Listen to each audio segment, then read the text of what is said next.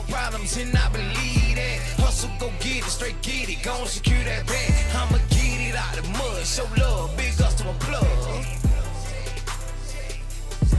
And say the more money you get, more problems and I believe that. Hustle, go get it, straight get it, gon' secure that bag. I'ma get it out the mud, show love, big ups to my plug.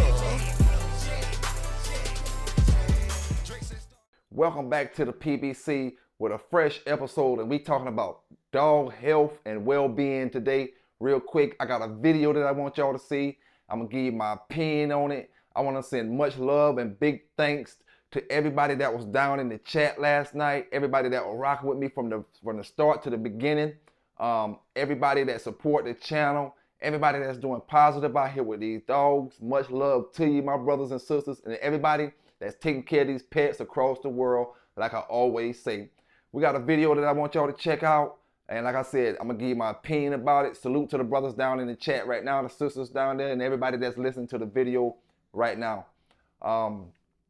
And I want to be careful what I say about this video, because I don't want this brother who posted this video on Facebook or anybody to think, oh, I'm just waiting to try to down you in your videos or dish you in your videos. No, we're going to speak about it from a reality point with these dogs, you know. So y'all sit tight, y'all watch this video, and I'm going to give you my opinion on it, and we're going to talk about it when it's done. It's your boy K9s. You know where you got it from first when it comes to the reactions, when it comes to the reviews, when it comes to talking about what's going on out here with these American Pitbull Terriers. And in this particular case today, this can be any dog. So let's get into this video, and then we're going to talk about it when we're done. More money you get, more problems and I believe that. Hustle, go get it, straight get it, gon' secure that bag. I'ma get it out the mud, show love, big ups to my plug. And say the more money you get, more problems and I believe that. Hustle, go get it, straight get it, gon' secure that bag. I'ma get it out the mud, show love, big ups to my plug. Yes, sir.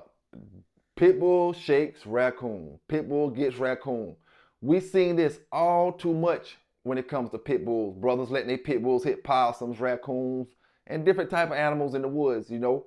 I don't have nothing to say about, because I seen down in the comments some people saying, oh, you trying to stroke your ego and this and that. I'm only here to talk about one thing, you know. The same thing I always say when it comes to these pits and it comes to wild animals and things. You know, when it comes to hog hunting, I understand hog hunting, you know, and this is a thing, we can eat raccoons as well. But most of the time when we put our dogs on raccoons, it's not to eat. It's not to go get that raccoon and bring them home to cook them and you know, dice them up and all kind of stuff. It's just to let the pit bull kill them or to show that the pit bull is going to fight. Now, I have a couple points I want to make on this video. You know, Pitbull was doing this thing, and none of us can look at that video and say that that raccoon wasn't doing his thing, because that raccoon, in no part of that video did we see that raccoon lay down and die, lay down and give up, you know. And I always heard these stories about raccoons that if they buy water, a raccoon will drown your dog. You know, if you got a little bit of water by where that fight is going down at, say they by a pond or something, a raccoon will take your dog under. Get him under that water and drown him.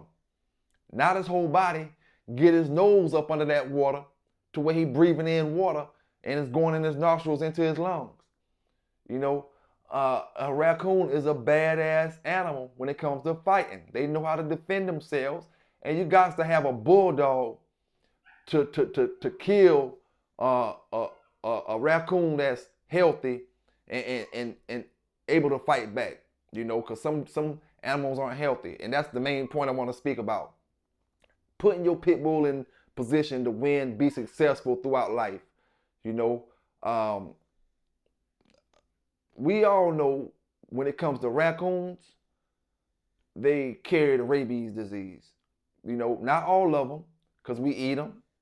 You know, but they can carry the rabies because of, you know, where their life takes them throughout their life. Different animals they come across and different things they come across, and they can contract rabies. I have seen one with rabies when I was working at the golf course, and they was walking out there shaking. They had to have rabies. They wasn't tested and say, oh, he got rabies, but I'm just looking at him, and I know how raccoons act.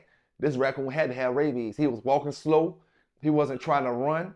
He was in the middle of the greens, you know, and he was just walking slow, acting crazy, and every now and then he'd shake a little bit. So I knew he had to have rabies or something, you know. So my thing is, you know, when it comes to raccoons and different things like that and possums, that's why I say, me myself personally, and I can't judge what the next person do, but me myself personally, I'm only gonna put my dog in against something like a pig, a hog, or something. You know, if it's talking about animals in the woods, and if he got to protect me from some other kind of animal, that's a different story. But as far as just for my pleasure or just to let him hit him, I'm not gonna put my dog on raccoons, possums, squirrels, you know, not even cats. And cats haven't been known to carry rabies, you know, haven't been known to carry rabies. You know, any animal can carry it, but they're not, a cat is not the one that you're gonna always see with rabies or something like a raccoon, because a cat is not brushing shoulders with the animals that a raccoon will brush shoulders with in the wild. A cat is more domesticated when your raccoons are, you know, your wild animals. You know, if you love your dog, now if you about to eat the raccoon, that's a different story. And like I say, that's just my personal opinion. A raccoon is just a little too wild for me to leisurely let my dog go attack him. You know, even coyotes. You know, I see brothers putting their dogs on coyotes and stuff. You gotta think about what you're doing before you do it. You know, you doing it, and I can understand what a person say, oh, you just trying to stroke your ego. You trying to show people how your dog can shake and save your dog, save your pet. You know, if the coyote not messing with you, the coyote not messing with your livestock, the coyote not in your yard doing certain things, leave them animals alone. You know, and that's just my opinion. Like I said, no disrespect to the brother that made this video and who dog that is, because this dog is getting in that coyote, getting in that raccoon ass. At the same time, like I said, raccoon not giving up. You know, but it's just the fact that you putting your dog in the line of fire of a disease. If that dog catch rabies, you know, when you put him on that raccoon, you won't know your dog got rabies until he starts showing symptoms. Don't you know that once your dog shows symptoms of rabies, there's no cure for that. He must be put down. Google it, research it. You know, if you take your dog to the vet directly after that raccoon situation, before he shows symptoms, then they can give him some type of preventative and hope it, you know, he haven't come in contact with it. You know, but once he shows symptoms of rabies, that's a wrap. There's no more, oh, give him shots and all that. You got to put him down. You got to leave him and you got to get rid of him. So why put your dog in that situation is what I'm saying. If you love your dog and you know, if you want that dog to be part of your program, you know, it's other ways to show that your dog can do certain things and compete in certain activities. You know, and raccoon is not one of the ones. You know what I'm saying? It's too easy for your dog to get sick chasing after a raccoon. We can't just look at a raccoon and tell if he's been around the rabies or has the rabies, you know, because it may not affect. The raccoon may just got rabies himself. He may not be in the last stages where he's slobbering out the mouth and doing all other kind of stuff. You know?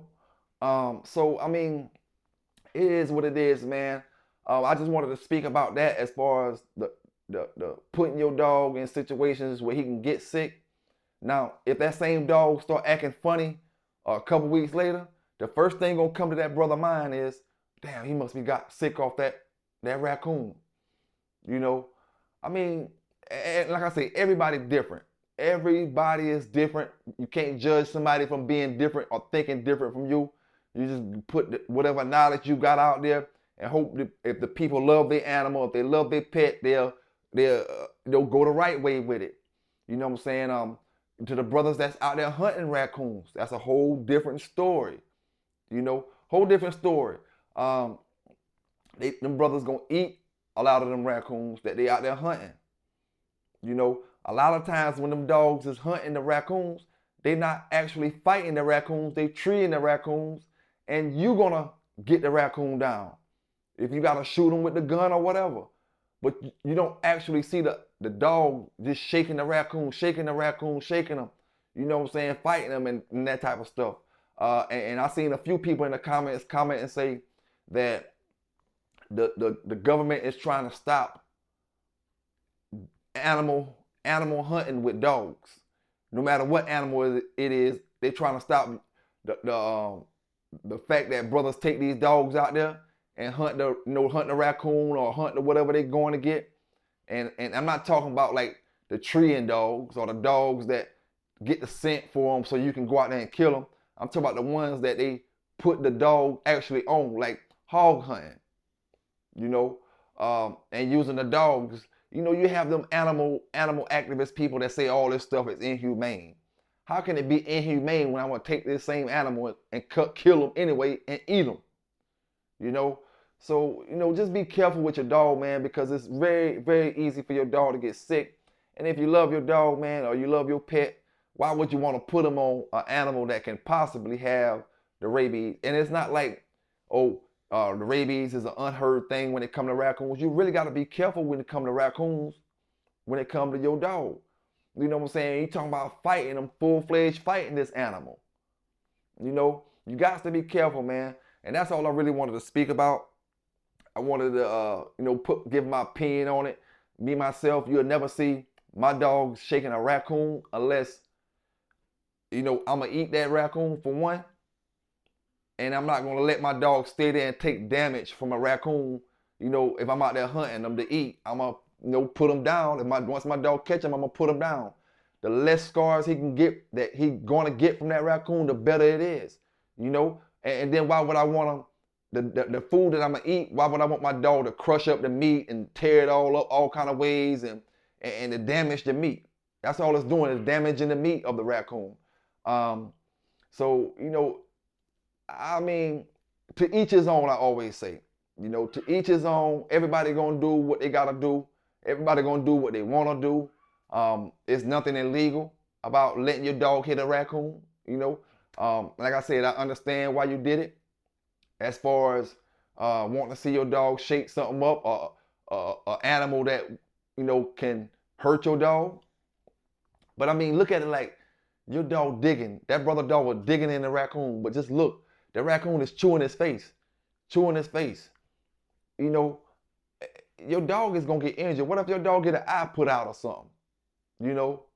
What if you run up on a raccoon that day and he gets the best of your dog?